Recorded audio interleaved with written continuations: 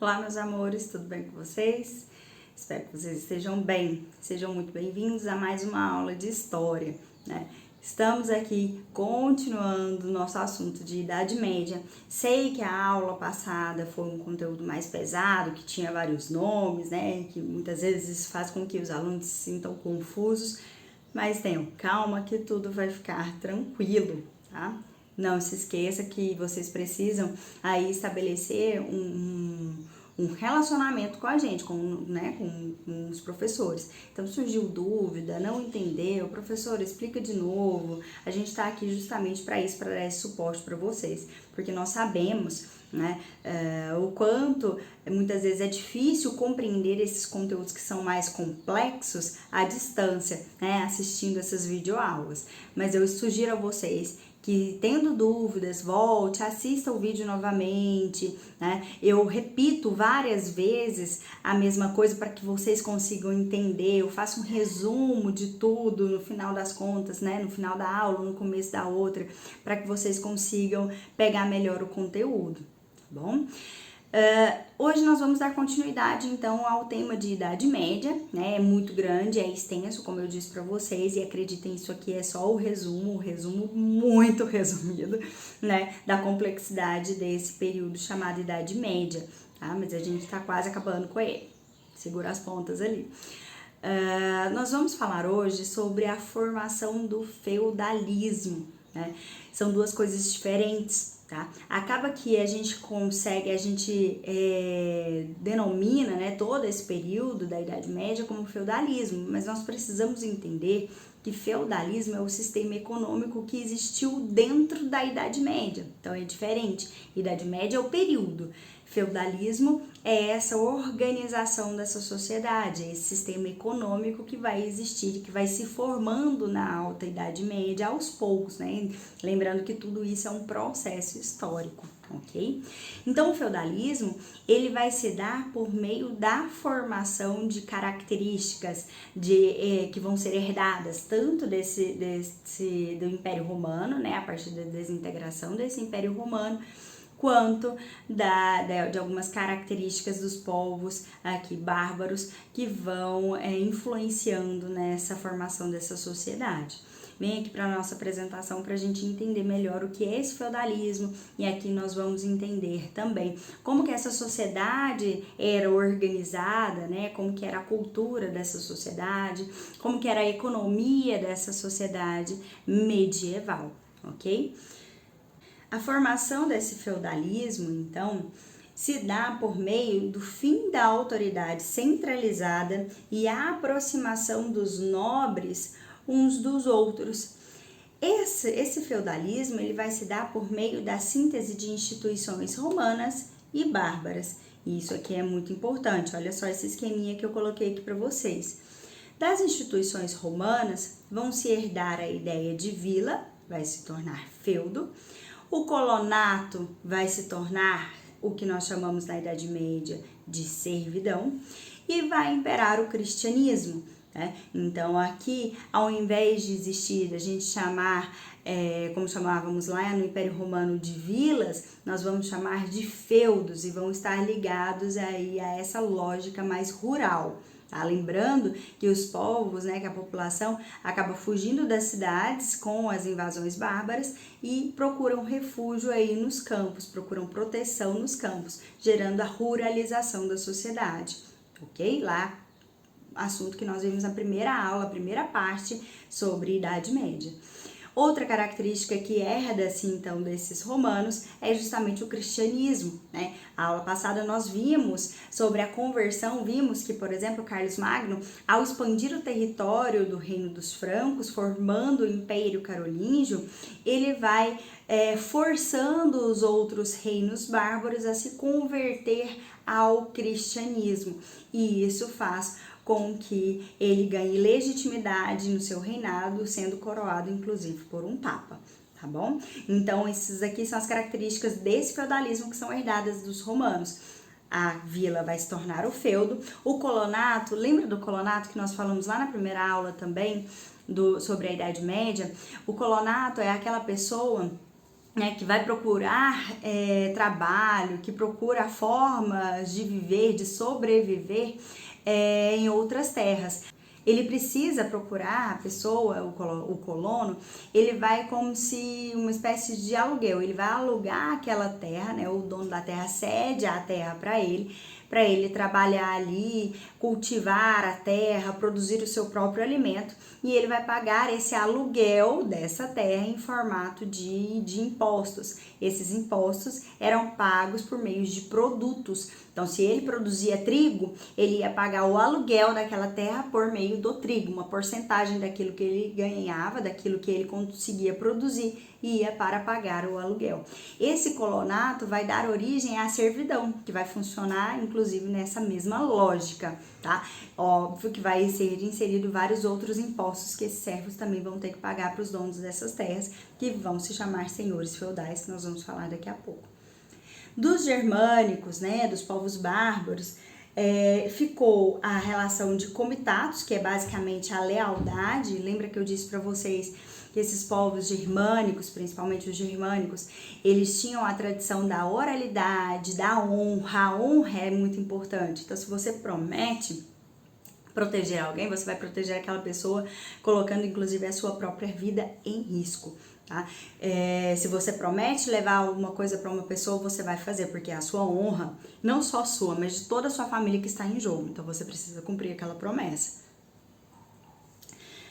Dessas civilizações germânicas também vai ficar a questão do benefício, da recompensa. Então você fica com essa terra, eu vou te ceder essa terra e em troca você vai me pagar em formato de produtos o aluguel. Isso é importante também para a formação desse feudalismo. E fica a questão do direito consuetudinário, que seria basicamente aí aquela questão de não existir um tribunal específico para essa pessoa, para a pessoa cometesse um crime. No direito consuetudinário, você resolveria aí essas questões, os crimes, por meio de lutas, né? Como eu disse para vocês, era uma sociedade daquele período que vai prevalecer a violência, vai prevalecer então aí essa característica dessa justiça ser feita corporalmente, tá bom? Seguindo aqui, as origens, né, continuando nessa linha da origem do feudalismo, o feudalismo ele pode ser definido como uma forma de organização social e política baseada na relação de fidelidade e na dependência entre os homens. Então, para se manter protegido, para se manter dentro dessa sociedade, obviamente que você precisaria de criar essa relação de dependência, a relação entre servos e senhores feudais, a relação entre suzeranos e vassalos. Daqui a pouco nós vamos falar sobre esses termos e quem eram essas pessoas. Depois da desintegração do Império Carolíngio, os reis perderam parte do seu poder para membros da nobreza. A necessidade de defender seus territórios de invasões fortaleceu ainda mais o poder local exercido pelos nobres. Então vamos entender aqui.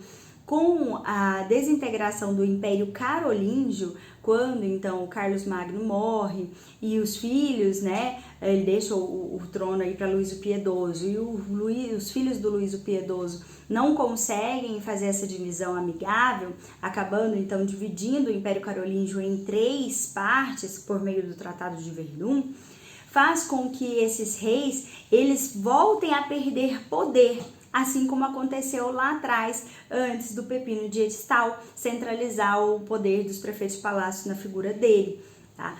Isso então faz com que os nobres, os membros da nobreza, tenham mais poder do que os próprios reis. E é justamente esses nobres que vão se tornar aqui os senhores feudais, tá? Daqui a pouco a gente vai falar melhor sobre eles.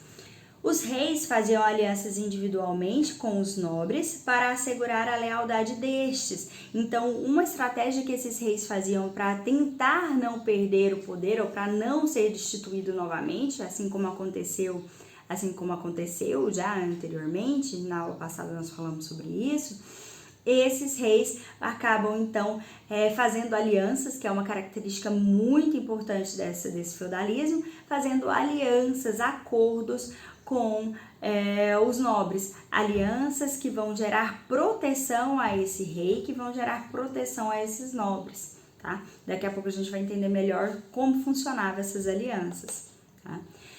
Características, então, do feudalismo. Entre os séculos 9 e 11 que se consolidam as principais características do feudalismo. Quais são elas? Primeiro, o enfraquecimento do poder central, né? Ou seja, a criação de feudos. Cada senhor feudal criava as leis, cobrava tributos e administrava a justiça. Vamos entender isso daqui, que é muito importante dentro desse feudalismo. O feudalismo, então, é esse sistema econômico, esse sistema político, esse sistema organizacional que vai existir na Idade Média. Tá? O feudalismo, ele se forma por meio de algumas características herdadas dos romanos e herdadas desses povos germânicos, como nós vimos nos últimos 2 slides. Tá? Uma grande característica desse feudalismo é que esses reis que nós falamos no slide anterior vão estabelecer então essas alianças com os nobres, porque os reis estavam enfraquecidos. Os nobres então vão fazer essa aliança com o rei. Como que isso funciona? O rei oferece terras para esses nobres e esses nobres oferecem proteção para o rei. Esse nobre, ele vai poder fazer esse mesmo tipo de aliança com outros nobres. Isso vai gerando uma fragmentação do poder. Aos poucos, os nobres, os senhores feudais, acabam tendo mais poder do que propriamente o rei, porque é justamente por meio dessas alianças entre os nobres que isso vai acontecendo, que vai gerando essa fragmentação. Então, o poder ele vai deixando de estar centralizado nas mãos do rei, de um único rei, e passa a ser descentralizado. Uma frase que eu gosto muito de colocar quando a gente fala sobre a Idade Média é que o poder na Idade Média é fragmentado e descentralizado. Isso significa que o território vai estar fragmentado a partir desses acordos. Então, eu tenho um rei que vai fazer um acordo com esse nobre vai fazendo acordo com outros nobres e isso vai fragmentando essas terras. Então, eu tenho 2 nobres que vão acordar, olha, eu preciso de proteção. Então, eu vou te dar, esse outro nobre oferece proteção a ele, né? E dá, por exemplo, um feudo, que a gente chama, né? O feudo é basicamente essa moeda de troca, né? Essa troca, que é essa recompensa em relação à proteção que ele vai ter, né? Esse feudo, ele pode ser terra, ele pode ser essa pessoa vir morar no palácio junto com, no castelo junto com esse senhor feudal, junto com o rei, ou esse feudo pode ser dado em forma de terras, tá? Então, feudo, a palavra feudo, não simboliza apenas terra, simboliza o pagamento, a recompensa desse acordo que esses entre nobres faziam, ou entre o nobre e o rei, tá bom? Então, para ficar claro aqui, vou dar um exemplo com nomes, tá? Vamos supor que eu sou um nobre chamado Jorge, né? Eu sou um nobre.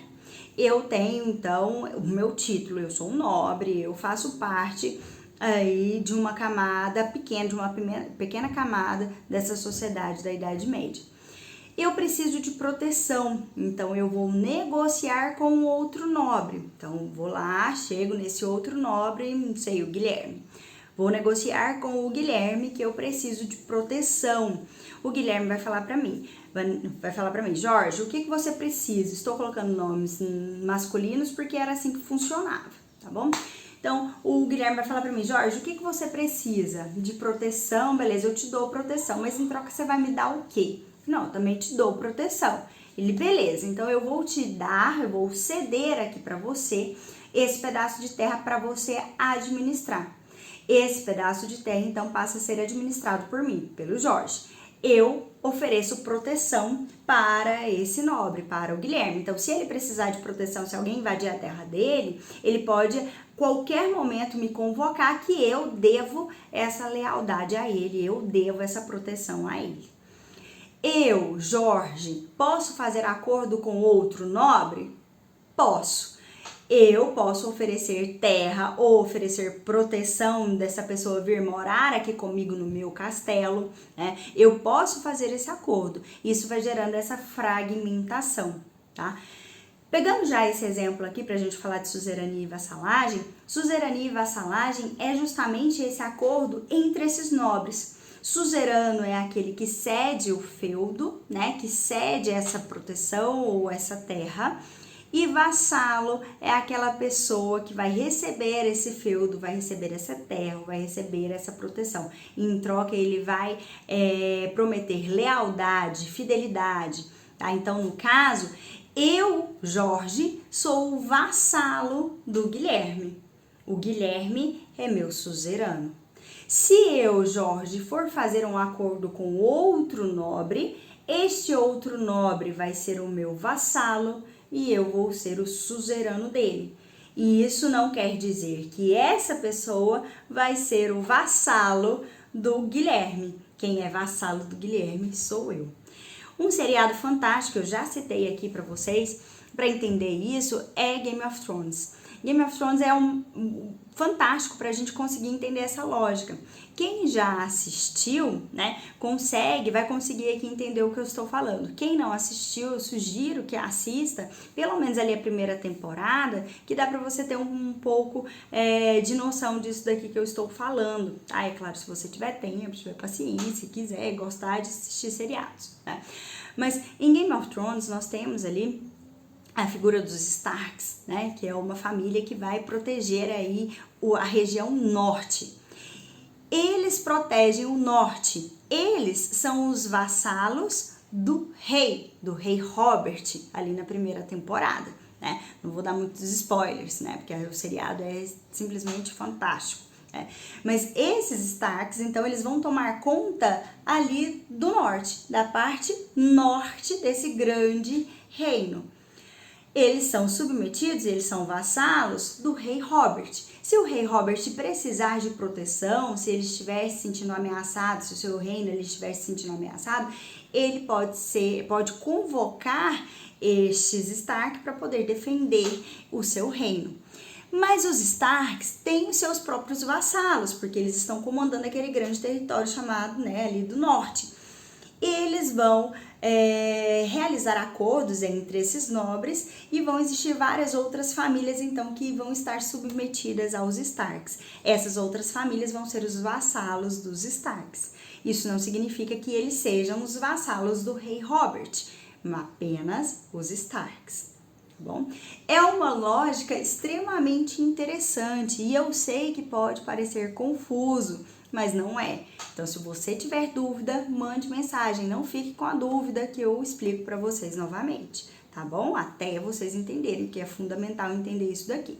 Beleza? Então, essa é uma das principais características desse feudalismo, tá? Essa fragmentação, esse enfraquecimento desse poder central gerado a partir desses acordos, né? Dessa relação entre suzerania e vassalagem, dessa fragmentação desse território e fragmentação do poder também, de descentralização do poder, tá?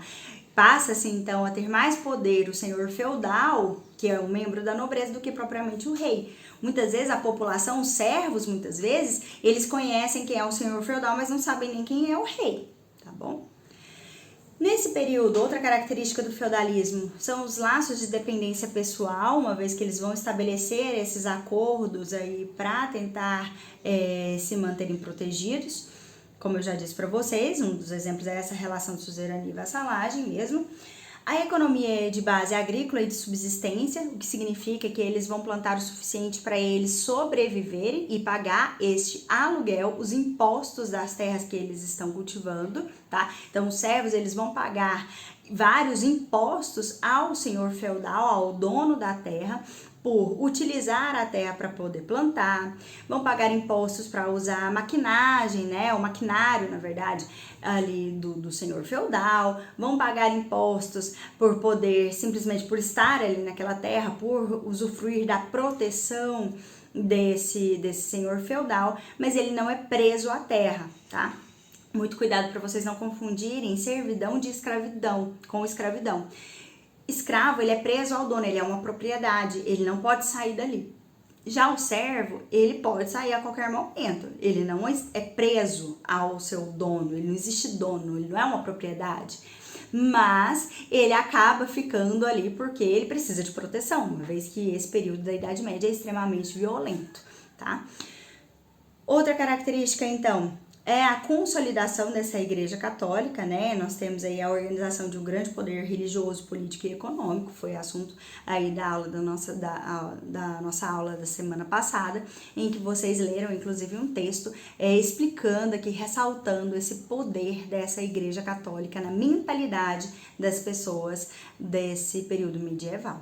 Certo? Então, aqui algumas características: o enfraquecimento do poder central, laço de dependência pessoal, a economia de base agrícola e de subsistência e a consolidação da Igreja Católica. A sociedade feudal, meninos, é dividida basicamente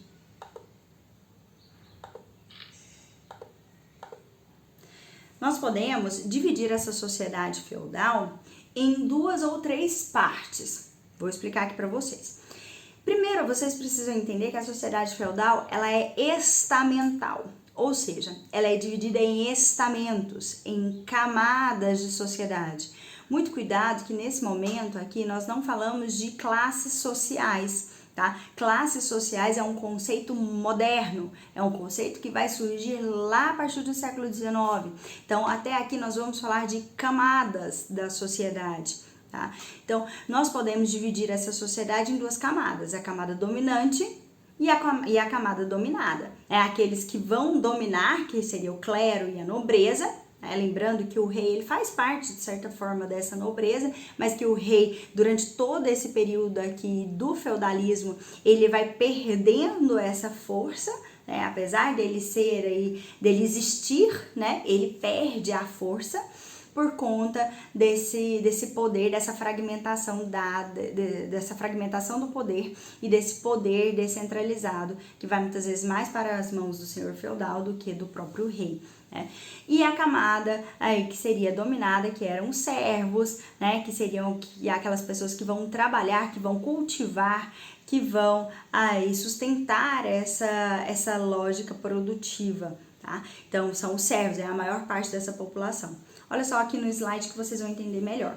A sociedade é estamental, isso é, composta de estamentos, camadas, posições sociais rígidas. A mobilidade social era reduzida. Isso significa que se você nasce servo, muito provavelmente você vai morrer servo, você não vai conseguir subir, você não vai conseguir ser parte da nobreza, né? Então a mobilidade social era reduzida. Como regra, se o indivíduo nascia na camada servil, nela permanecia até o fim de seus dias. O mesmo ocorrendo para aquele que pertencesse à camada senhorial. Isso que quer dizer, então, uma sociedade estamental dividida em camadas e em posições rígidas. Como eu disse aqui para vocês, a gente pode dividir essa sociedade em 2 camadas, a camada dominante e a camada produtiva, ou dominada pelos senhores. Na camada dominante nós temos o clero e a nobreza, que seriam responsáveis pelas decisões, direção e direitos, formada pelos senhores feudais e o alto clero, né? O clero ele vai ser dividido em alto clero e baixo clero, ou seja, altos cargos dessa igreja e baixos cargos dessa igreja católica. E na camada produtiva nós temos os servos, os vilões, que tinham tinham deveres e obrigações em troca da proteção dos senhores. Os vilões, meninos, não eram pessoas más, tá? Os vilões eram as pessoas que moravam nas vilas, ok? Vilões eram as pessoas que moravam em vilas, ao redor ali de todo esse feudo, das posses desses senhores feudais. Mas nós podemos dividir a sociedade feudal também de forma em 3 partes, né? Nós podemos dividir essa sociedade feudal em 3 partes. É óbvio, meninos, eu quero que vocês entendam que isso daqui é uma divisão simplista, né? Que existiam outras complexidades aqui dentro da sociedade feudal. Mas para a gente entender didaticamente, a gente divide em 3 partes. O clero, a nobreza e os servos. E cada um tinha uma responsabilidade básica. O clero, né, eram aqueles responsáveis por orar, a nobreza por lutar, ou seja, por proteger né? Então, eram justamente os nobres que faziam o acordo entre suzerano e vassalo para poder proteger essa sociedade, e os servos eram aqueles que trabalhavam nas terras aí desses senhores feudais e que produziam o alimento, produziam o sustento, ok? Os senhores, né, eram nobres ou clérigos, ou seja, o senhor feudal é necessariamente uma figura da nobreza ou do clero. Não existe um senhor feudal servo. Servo é o servo, é aquela pessoa que vai trabalhar, tá bom? O senhor feudal é um nobre ou um clérigo. Como eu disse para vocês, a igreja ela também vai ter muitas possessões aqui de terras no período da Idade Média. Esses senhores, então, eram aqueles que possuíam a terra, tinham poder militar e gozavam, né, tinham os direitos senhoriais sobre a terra e os camponeses. Eles cobravam os impostos e aplicavam a justiça. Os nobres, eles estão ligados pela relação de suzerania e vassalagem, como eu disse para vocês, né? O suzerano, ele vai oferecer serviço militar e fidelidade. O vassalo vai fornecer ao suzerano fidelidade e serviço militar, enquanto o suzerano vai oferecer proteção e vai conceder os feudos. Lembrando que feudo não necessariamente é a terra, pode ser aqui essa pessoa, né, esse nobre, morar nessa terra, morar aqui no palácio do suzerano. Lembrando que a relação entre suzerania e vassalagem é exclusiva dos nobres, né? Não existe relação de suzerania e vassalagem entre nobre e servo. Relação de suzerania e vassalagem acontecem apenas entre os nobres, tá? Aquela camada da sociedade que está lá em cima, que está no topo, que só está abaixo desse clero. E é uma parcela pequena dessa sociedade feudal, porque a maior parte está localizada ali nos servos, nessa terceira camada dessa sociedade, tá bom? Outro seriado muito bacana para entender isso e como se dava essa relação é Outlander, né?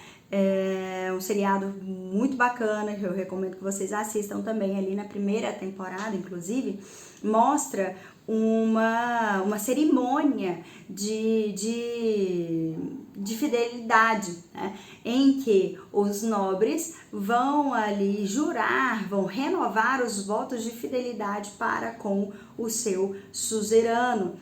Logo ali na primeira temporada, não me lembro agora qual o episódio, posso até deixar aqui para vocês o episódio que mostra essa relação aqui no link da descrição, aqui na descrição do vídeo, né, para vocês assistirem. Outlander tem disponível no Netflix e é uma outra série que dá para perceber essas relações aqui de fidelidade, tá bom? Eram feitos por meio dessas cerimônias.